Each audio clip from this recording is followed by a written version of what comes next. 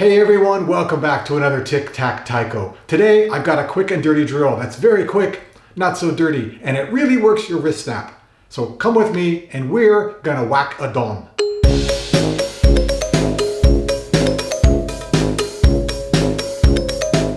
The name whack-a-don is a play on whack-a-mole. Those little plastic rodents popping up through holes and you try to hit it with a mallet. If you don't know what that is, you're probably better off.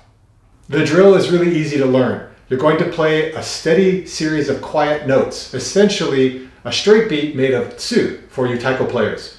And when you want to, at random, you're going to play a don every now and then. It'll look something like this.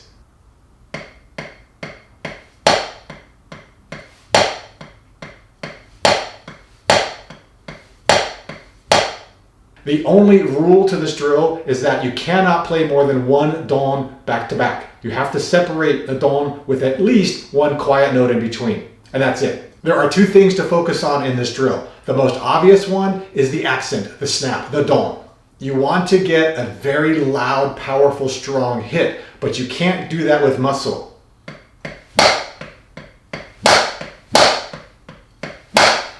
Now that's pretty strong, but I can tell the sound is harsh. It's not gonna sound good on a real drum, let alone the pad.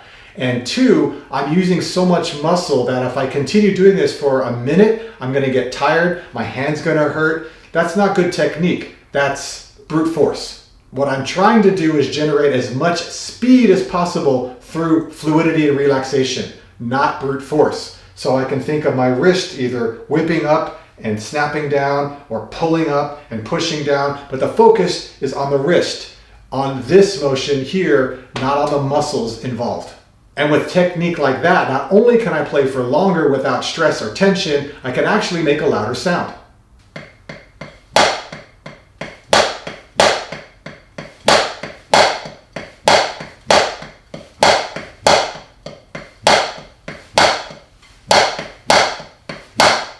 It's worth mentioning that I'm going for short chunks of time for sake of brevity, but when you're doing this on your own, don't stop after a few seconds. Go on for a while, and you'll soon find if you're using muscle, because you'll get more tired, or if you're actually using good technique in your wrist snap. The second thing to work on are the quiet notes. Now, by themselves, it's incredibly easy to do this. Watch. I could do this all day. But it's adding the accents into those series of quiet notes that mess up the quiet notes. And this is what I mean. I'm going to do an example of a very slow 4 count. I'm going to accent every 4th note. I'm going to cycle that over and over. First, an example of what it should look like.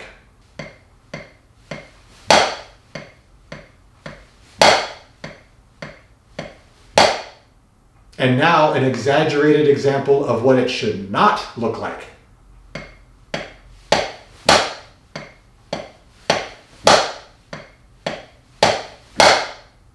In case it wasn't obvious, the first example had a steady line of quiet notes, all equal in volume, with a spike on the accent.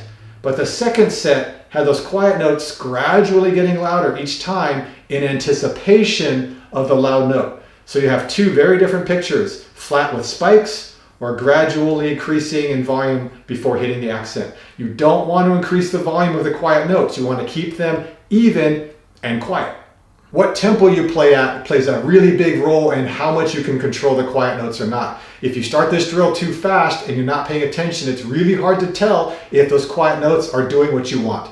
So start slow, watch, listen, feel, and make sure those quiet notes are actually quiet. And then when you want to be challenged, increase the tempo. Make sure though that you're still focusing on the quiet notes. The accent is the fun part to play, but the accent is the easiest part of this drill. We can all play loud notes.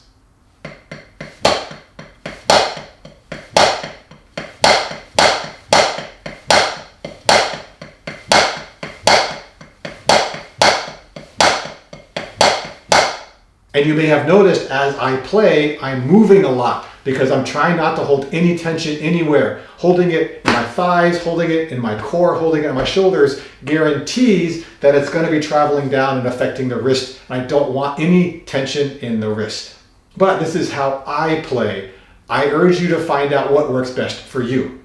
Now, this would not be a Tic Tac Taiko video if I didn't switch to the other hand. Absolutely need to practice this with both hands.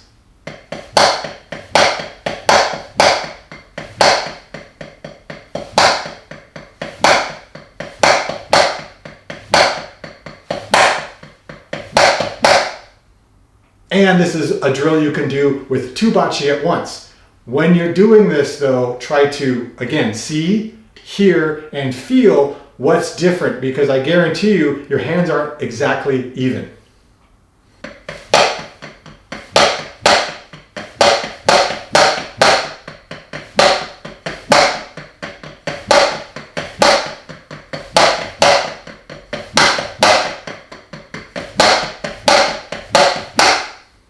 The point of this drill isn't to see if you can play quiet or loud. I know you can do that. You're a Taiko player. That's from day 1. But what it really addresses is anticipation. Whether you're physically anticipating it or mentally anticipating it, that anticipation can really mess up the timing of your patterns, the tempo of your notes. It can make you feel like you're not on, and it's not necessarily because you don't know where you're supposed to be. It's because your brain and your body have given you a bad start or keep leading you down the wrong path. And wakadon, as silly as the name is, teaches a really valuable lesson.